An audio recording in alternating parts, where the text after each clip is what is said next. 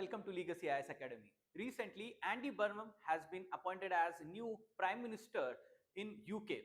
Now, he is the 7th Prime Minister in last 10 years. So basically, how this development is important for our examination, especially GS2 paper International Relations and GS3 paper Economy part. Let's try to understand in next 10 minutes how it can be asked in our examination and how it becomes important, especially in the light of, we can say, recently India UK has signed a free trade agreement and recently it was basically enforced also.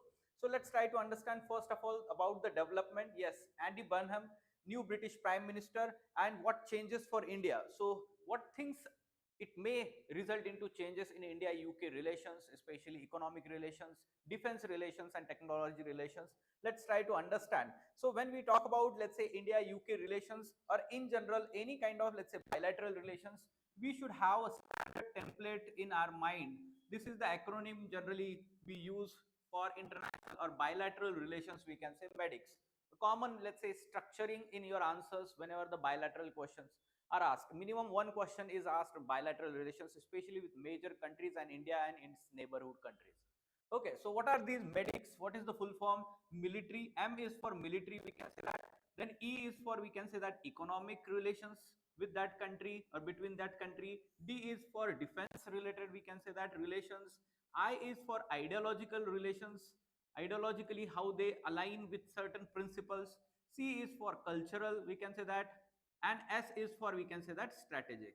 This is, we should talk about this. Okay, so medics for most of the, let's say, countries, India US, India Russia, India Israel relations, India UK, India Germany, India Australia, India Japan, and India China and other neighboring countries. So mostly we can say it fits in this cultural, people to people ties. Economic, we can talk about, let's say, trade, bilateral trade is there, mutual investment in each other's countries. So economic aspect will come. Then we can talk about is military aspect, defense, military, let's say, training related, or we can say that joint exercises are conducted. Defense related, we can say that procurement related or investment, co-development, co-production kind of things will be, you will come across. Then strategic in terms of, we can say that, as a part of alliances, part of G20, part of NATO, part of, we can say that, we have, let's say, different kinds of alliances. So strategic alliances are there. And then ideological, whether this, let's say, they promote democracy, dialogue, or we can talk about is peaceful resolution of conflicts, in the way we should talk about now India UK relations also, right? So first of all, let's try to understand who is Andy Starmer. Basics of that, we can say that it's as a background, it will be helpful for us in dealing with, we can say, how he is going to proceed with India UK relations in future. So who is he? He belongs to Labour Party leader, we can say that, long time member of Labour Party from his early, we can say that, a political career. Former health secretary, served in UK cabinet also, former mayor of Greater Manchester, and he is known as popularly King of the North. So we can say that North UK part. So he is considered as king in the northern part. Especially he has worked a lot during the COVID-19 period, right? Known for regional development, devolution, public services, and business friendly socialism. You remember this term, business friendly socialism. This is a kind of new aspect in Labour Party, we can say that it is reflecting that kind of philosophy that party is carrying. And new thing, business friendly socialism. India Connect, visited India, supported stronger India Manchester economic ties, especially in 2019 he has visited India. So that time period is as a representative of Manchester, let's say, as a municipal corporation, Greater Manchester. So he has tried to build the bilateral cooperation with India at that time, city to city cooperation especially. Okay, so these are the basics you should know. Health secretary, mayor of Greater Manchester, and now he has become a prime minister. Now let's see India UK relations, how it may be, let's say, affected. First of all, let's talk about the background of India UK relations. Okay, at present how it is working. First of all, we should talk about, let's say, some kind of ideological aspects, the common shared interest that we are having, right? Shared ideology we can talk about is, right, shared ideology. What we promote is, at international level, we promote democracy, we promote, we can say that, dialogue. Then we can talk about is, let's say, UK is supporting India's bid to we can see UNSC seat, right, in UNSC membership, India's bid to UNSC membership. So it is, we can say that, good thing for us in general, and overall we can say that our relations. Then also we can say that freedom of navigation, freedom of navigation and rule based order, right? So at international forum we promote, these are the common shared international, sorry, rule based order, international order, rule based international order. So this is, we are promoting these shared interest. Now bilaterally if we talk about, first of all, yes, at political level we are part of several groups, like we can say that uh, G20, United Nations, Commonwealth member, of course. Regular PM level engagements are happening at bilateral meetings also and multilateral meetings also. Also we have comprehensive strategic partnership India UK. So these are the basics of political. Then economic, if you talk about the economic aspect, yes, so many developments have happened in recent times, especially comprehensive economic and trade agreement, okay, CETA, or we can call it as FTA, India UK FTA.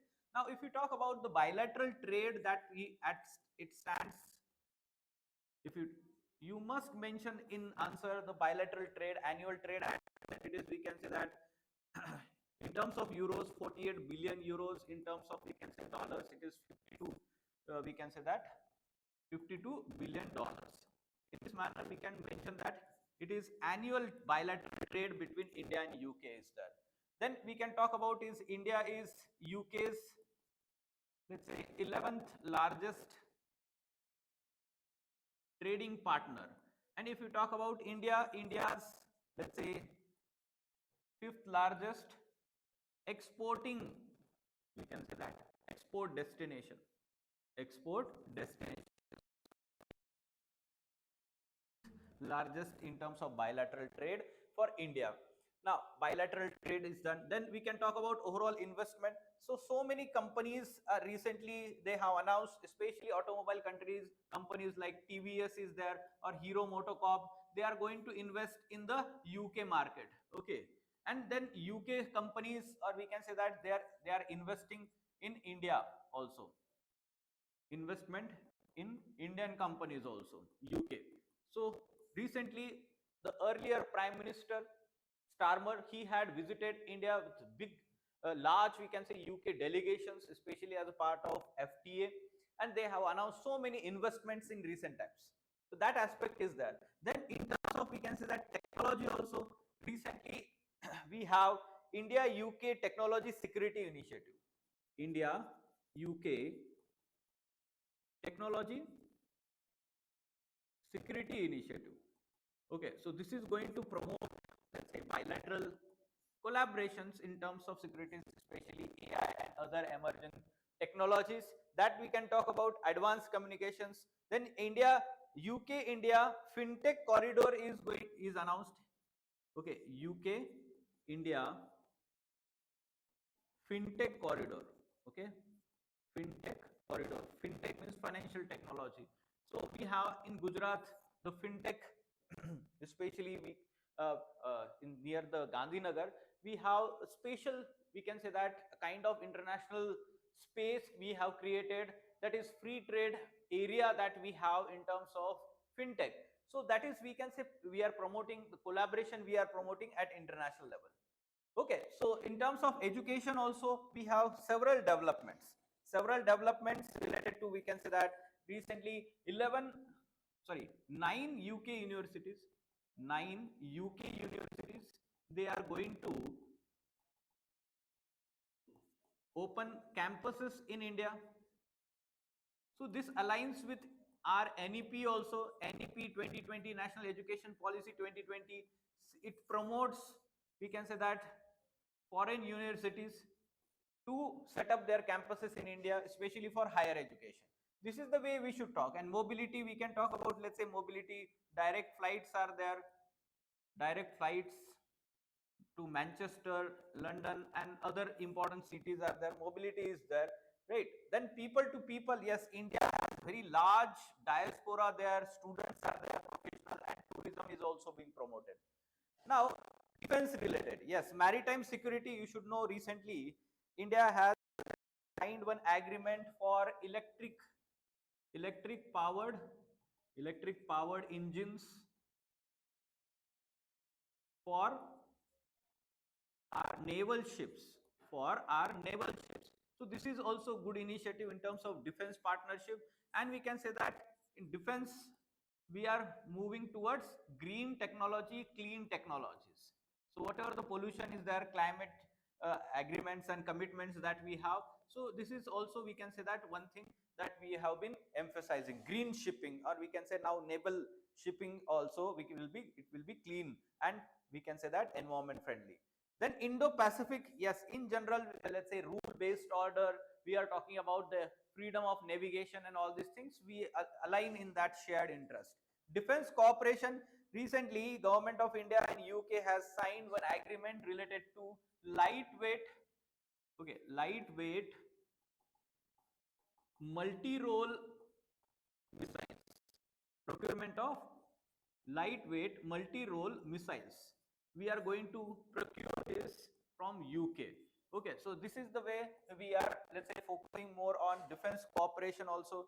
Then along with that, we are also having military training agreement.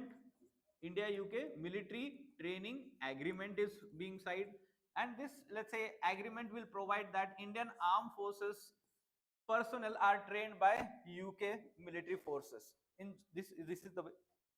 Then we have talked about this fintech and partnerships. Startups are being, we can say that related to that also, related to startups. Basically, India UK fintech corridor to connect startups, institutions, and innovation hubs. So that is going to come. Then at climate level, climate and sustainability. So clean energy, green finance, COP initiatives, Conference of Party, UNFCC, sustainable development. We know that India and UK are aligned in terms of, we can say that, global climate change actions, be it Paris Agreement, or we can say that in general international solar alliances. So UK is integral part of India's national international commitments, and both countries are, let's say, collaborating in clean energy and green finance, and all this, we can say that, funds and technology transfer to India. So this is also, we can say, the overall, you can see that the relations have evolved over the period of time, and we are strengthening these relations, comprehensive strategic partnership on the basis of that. So finally, we can say UPSC, it is the strategic partnership, diplomacy, economic cooperation, security cooperation, people to people connect, and sustainable future. These are the pillars of our shared, we can say that, relations, or we can say bilateral relations with UK. All right, so now when we are talking about the benefits, how we are going to benefit, especially from that India UK free trade agreement or setup. So how we are benefiting India? India is going to gain especially sectors like textile exports, leather exports, gems and jewelries, marine products, engineering goods, pharmaceutical, IT services. So we know that India is having around 50% of, let's say, its GDP from the services itself, and UK from 70% of its service sector. So this is the way India's IT services and professionals. So India is going to benefit from that. UK will gain because it is going to export whiskey and those products, let's say wine products from UK to India, automobile exports to India, luxury goods like watches and other goods, the gems and we can say that diamonds, financial services. I told you about fintech. So that will be there, and invest. India is, we can say that, emerging country, and we can say fastest growing nation in the world, fastest growing economy in the world. India is soon going to be the third largest economy in the world, also superpower after US and China. So that's why UK has always some kind of interest to be having good relations with India. Whatever the political changes or leadership changes are happening in UK, they will try to ensure good relations with India. This is how we expect. So this is the way, right? So this particular agreement is going to benefit in terms of tariff reduction. So tariff, almost 99% of, we can say that, tariff barriers have been removed. Okay, tariff barriers have been removed. Okay, 99% of India's exports. So it is good for India. Better market access in that direction, supply chain integration, investment growth, jobs creation. Around 7 lakh jobs will be created because of this. It is said like that. Use these facts in your answers. Then we can talk about export competitiveness. It will increase our export competitiveness, especially in EU market when we have good relations with UK. Other European countries will also fall in line and accept Indian, let's say, goods. So its competitiveness in international market will increase. There are some challenges. What kind of challenges? Of course, competition to the domestic industry. So whatever the, let's say, imports will be there, so there will be competition. India's automobile industry competition will be there, fintech, or we can talk about this whiskey and other, let's say, alcohols. Then rules of origin are stricter, and many times we can say that there are concerns, especially for India, related concerns related to dumping. Then non-tariff barriers remain. The tariff barriers have been removed, but non-tariff barriers in terms of quota, and we can say that other quality related dimensions. Regulatory standards like phytosanitary and sanitary standards are there, especially for agriculture exports from India. Food processing and agriculture exports like fruits, like mangoes and all. So many times there are concerns. All European market is there, and UK especially, they are more concerned about these standards. So that's why we have to basically enhance our safety standards for those, let's say, food products. In general, we can talk about is ultimately, in conclusion, deeper trade, greater investment, stronger partnership, and shared prosperity. That this is the basis for India and UK relationship, and this is the way we should also talk about. In the future, we expect that from new leadership in UK. So for these kinds of, let's say, enriched content, that you, it is going to be very helpful for your preparation of mains examination. Try to integrate these current developments in your static part, and try to, have enrichment in your own notes also, especially for mains examination paper like GS2. This is very, very high scoring paper for our subject for you. So try to enrich the way we have mentioned the facts, the current developments, incorporate that in your notes, and try to follow up on that, revise, and try to use them in your answer. Okay, let us stop then. We'll meet in the next video. Thank you.